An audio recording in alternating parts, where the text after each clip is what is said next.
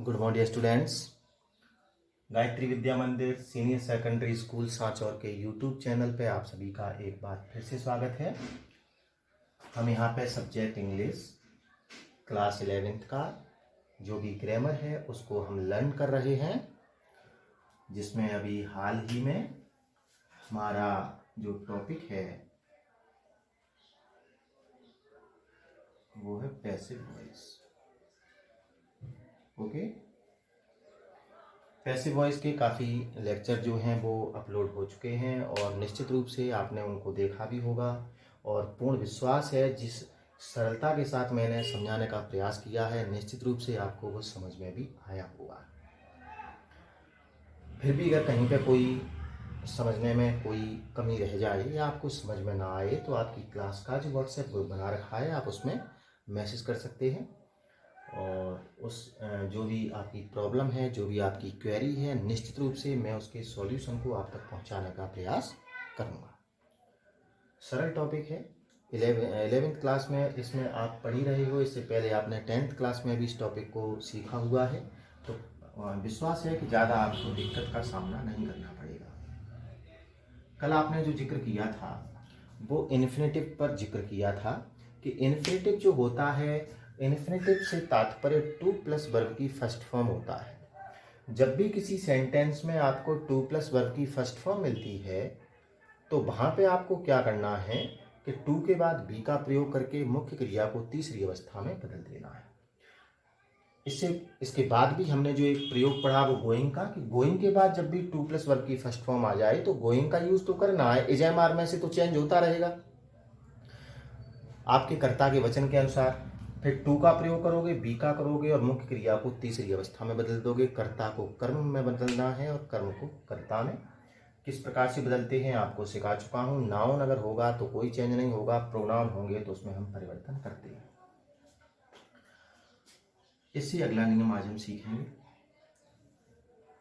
यहाँ पे आप देखें,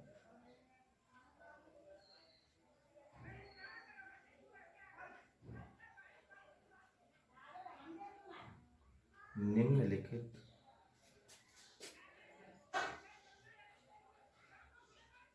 वर्ब्स के साथ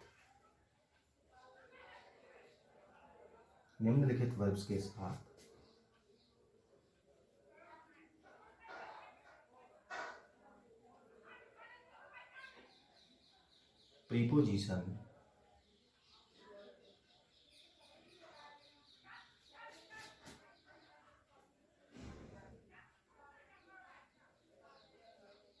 बाई के स्थान पर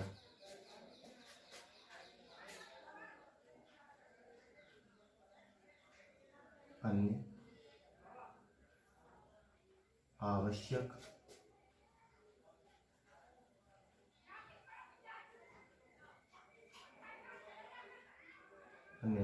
प्रीपोजिशन का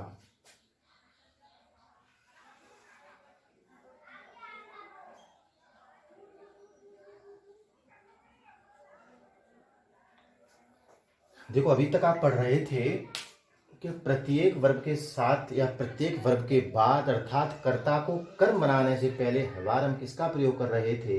बाय का। लेकिन कुछ वर्ब्स ऐसी हैं जिन वर्ब्स के साथ में हम बाय का प्रयोग न करके जो अन्य आवश्यक कुछ प्रीपोजिशंस हैं हम उनका प्रयोग करते हैं। उनको समझना बेहद जरूरी है। कभी कभी वो सेंटेंस में वर्ब आ जाती है और हम गलती से बाय का प्रयोग कर देते हैं तो हमारा जो पैसिव है वो गलत हो जाता है। ठीक है, तो हम आज उन्हीं का जिक्र करेंगे। तो सबसे पहले तो यहाँ पे हम डालते हैं फर्स्ट, यहाँ लिख रहे हैं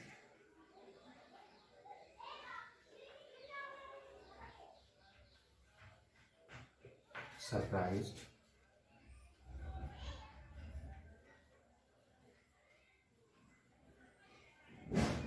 एस्टोनिश्ड,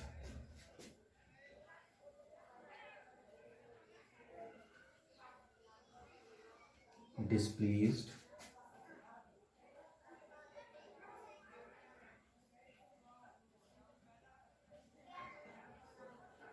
disappointed तथा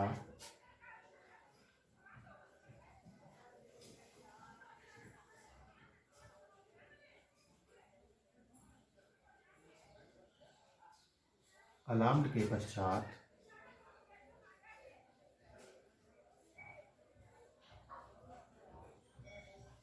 प्रीपोजिशन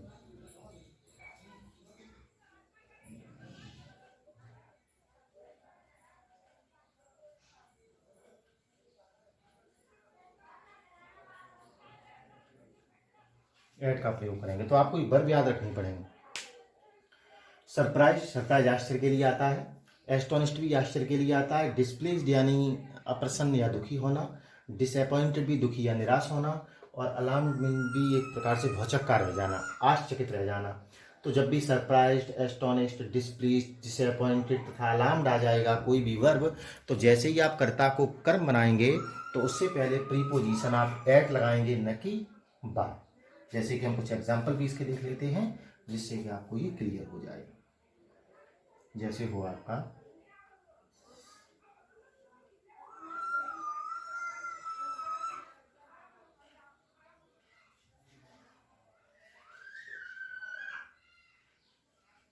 जैसे आपके सामने सेंटेंस है ही डिस्प्लीज्ड मी, ठीक है ना।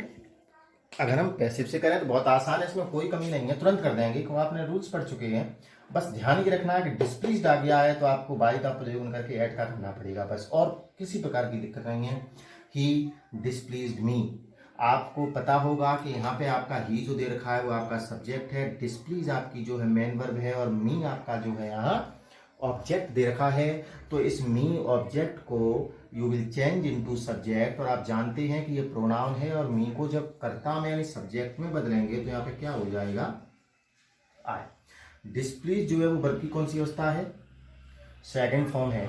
डिस्प्लीज जो है वर्ब की सेकंड फॉर्म है। इसका मतलब यहाँ पे जो टेंस होगा आपको याद होगा, वर्ब की सेकंड फॉर्म का तात्पर्य पास्ट इंडेफिनिट टेंस, और पास्ट इंडेफिनिट का जब पैसिव बनाते हैं तो हेल्पिंग वर्ब सिंगुलर के लिए वॉज का प्रयोग और प्लूरल के लिए वर का प्रयोग करते हैं।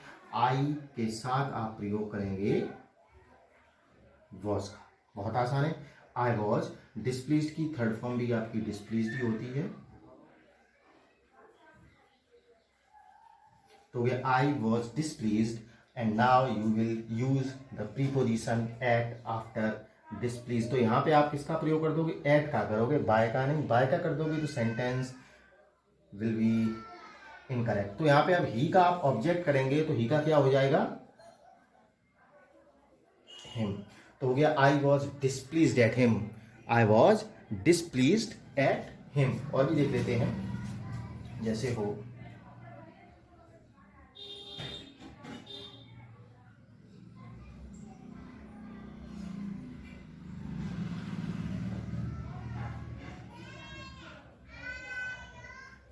his performance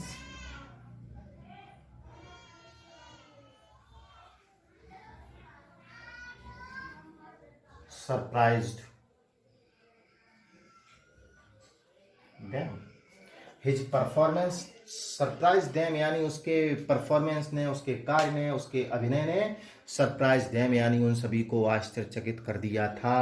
तो अब आपको देखना है कि यहाँ पे आपका सब्जेक्ट, देखो हिज जो है वो एक पजेसिव केस है, इसके बाद कोई नाउन आता ही है, तो इसका मतलब इसके बाद जो भी नाउन आता है ना वो पूरा ही फिर आपका सब्जेक्ट माना जाएगा, ठीक है ना। हिज परफॉर्मेंस, अगर ये परफॉर्मेंस नहीं होता तो इसका कोई अस्तित्व नहीं है, ठीक है, कोई अर्थ नहीं है। तो यह हिज परफॉर्मेंस, ये आपकी मेन वर्ब है सरप्राइज्ड, उसके बाद आ गया देम इज ऑब्जेक्ट। ओके, अब देम को आप सब्जेक्ट बदलेंगे तो देम का क्या हो जाएगा,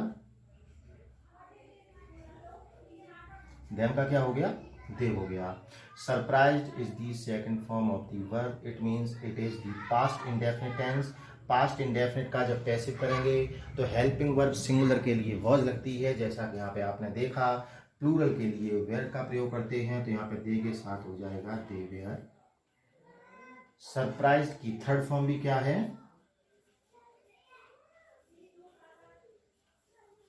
सरप्राइज, तो दे वर सरप्राइज्ड। अब प्रीपोजिशन बाय में लगा करके क्या लगाओगे, प्रीपोजिशन क्या लगाओगे बच्चों, at. They were surprised at, आपका सब्जेक्ट था हिज परफॉर्मेंस जो कि नाउन है तो वो ही रहेगा, एट हिज परफॉर्मेंस। तो हो गया दे were surprised at his performance, ठीक है। यहाँ पे एट का प्रयोग और यहाँ पे भी आपके एट का प्रयोग, यानी कि सरप्राइज्ड के पश्चात, एस्टोनिश्ड के पश्चात, डिसप्लीज्ड के पश्चात, डिसअपॉइंटेड के पश्चात, अलार्म्ड के पश्चात आपको जो प्रीपोजिशन लगाना है वो लगाना है एट। इस चीज़ का आपको ध्यान रखना है, ठीक है। और जैसे कि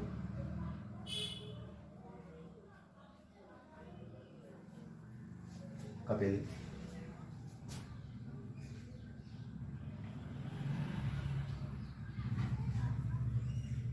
अलार्म, अस, अलार्म भी वही होता है, आश्चर्य कर देना। अब अस का क्या हो जाएगा, वी। वी अलार्म जो है वर्ब की सेकंड फॉर्म है, तो वी के साथ यहाँ पे क्या लगेगा, second form in past simple, past simple यानी वॉज वर्ब हो जाएगा, तो वी वर।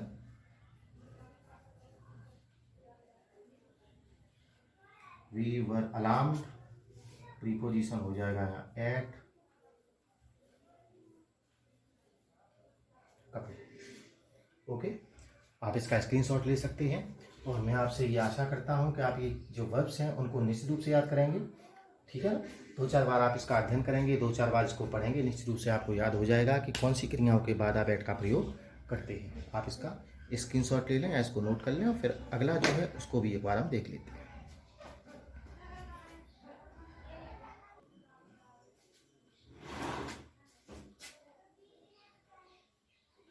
देखना बच्चों,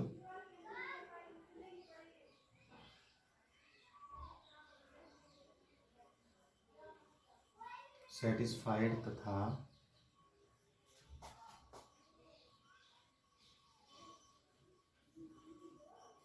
डिस्प्लीड था या प्लीज के पश्चात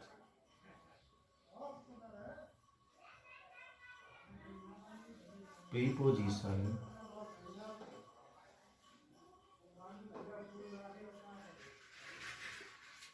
विद का प्रयोग करते हैं।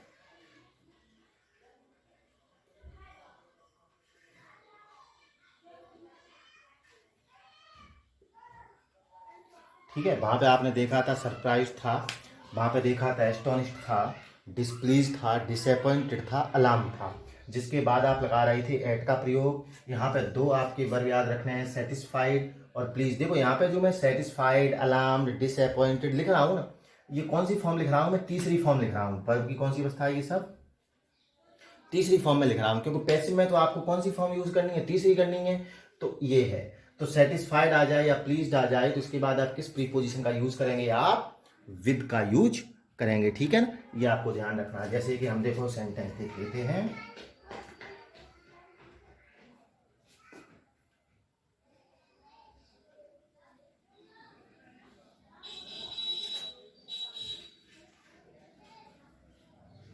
Rohit's work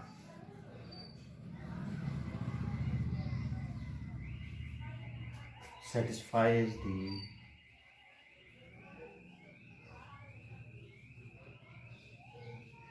officers. Rohit work satisfies the officers, यानी रोहित के जो कार्य है वो जो भी अधिकारी हैं उनको संतुष्ट करता है, ठीक है। रोहित का कार्य, उसका जो काम करने का तरीका है, उससे जो अधिकारी हैं वो संतुष्ट रहते हैं। तो अब इसको हमें चेंज करना है पैसिव में, तो आपका ऑब्जेक्ट जो है वो है दी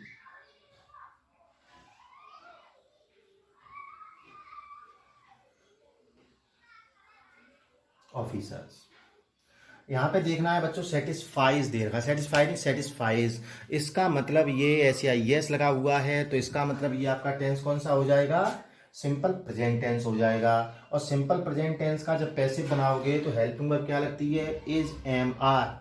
सिंगुलर में इस का प्रयोग, प्लूरल में आर का प्रयोग, आई के साथ एम, तो ऑफिसर्स जो है आपका प्लूरल हो जाएगा। तो यहाँ पे आप क्या कर दोगे, आर, द ऑफिसर्स आर। अब इसको क्या करना है, चेंज करना थर्ड फॉर्म में, तो फॉर्म में जब थर्ड में चेंज करोगे तो ये हो जाएगा, the officers are satisfied, satisfied, preposition इसके बाद क्या लगती है, विद। आपका सब्जेक्ट पूरा है रोहित्स वर्क, नाउन है, कोई प्रोनाउन होता तो हम चेंज करते, तो हो गया the officers are satisfied with Rohit's work, ठीक है।